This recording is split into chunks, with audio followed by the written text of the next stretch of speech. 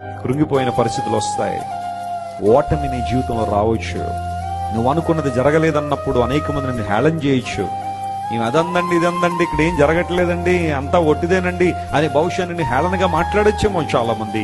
నీ స్థితిని చూసి, నీ పరిస్థితిని చూసి, ఏంటా నువ్వు దేవుని అంగీకరించి 10 సంవత్సరాలు అయిపోయింది, 15 అయింది, ఇంకా నీ జీవితం ఏంటి ఇలా ఉందని కొన్నిసార్లు మనుషులు నీ యొక్క ఆ పరిస్థితులను చూసి నిన్ను హేళన చేయొచ్చేమో. కానీ ఎట్ దట్ పర్టికులర్ టైం వాగ్దానం చేసిన నా దేవుడు నమ్మకమైన వాడు. ఖచ్చితంగా వాటిని ఏం చేస్తాడు? ఆయన నెరవేరుస్తాడు.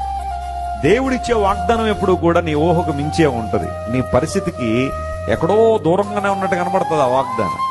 నేను స్వస్థపరిచే యెహోవా నేనే అని దేవుడు వాగ్దానం చేశాడంటే అప్పటికి 4-5 రిపోర్ట్లు వచ్చుంటాయి. నీకేంటి ఆ రిపోర్ట్లు? ఇంకా అవ్వదో, ఇంకా బతకవో అని ఓ 4-5 రిపోర్ట్లు వచ్చేసి ఉంటాయి. ఆ టైంలో దేవుడు నీతో మాట్లాడతాడు. It's very hard to believe God's promise at that moment. ఆ సమయంలో దేవుని వాగ్దానం నమ్మడం చాలా కష్టంగా అనిపించింది. ఎందుకంటే సబ్స్టాన్షియల్ ఎవిడెన్సెస్ ఇక్కడ ఉన్నాయండి. నేను బ్రతకనట్ట డాక్టర్లు చెప్పేశారు, ఒక న్యూరాలజిస్ట్ చెప్పేశాడు, ఒక కార్డియాలజిస్ట్ చెప్పేశాడు, ఒక యూరాలజిస్ట్ చెప్పేశారు, నా దేహంలో ఇంకా స్వస్థత పొందే అవకాశమే లేదట. ఈ పర్టికులర్ టైంలో నన్ను స్వస్థపరిచే దేవుడు నమ్మడం సాధ్యమేనా అంటే నమ్మో. ఖచ్చితంగా నీ జీవితంలో దేవుడు మేలు చేయడానికి సామర్థ్యం కలిగిన వాడు ఆయన.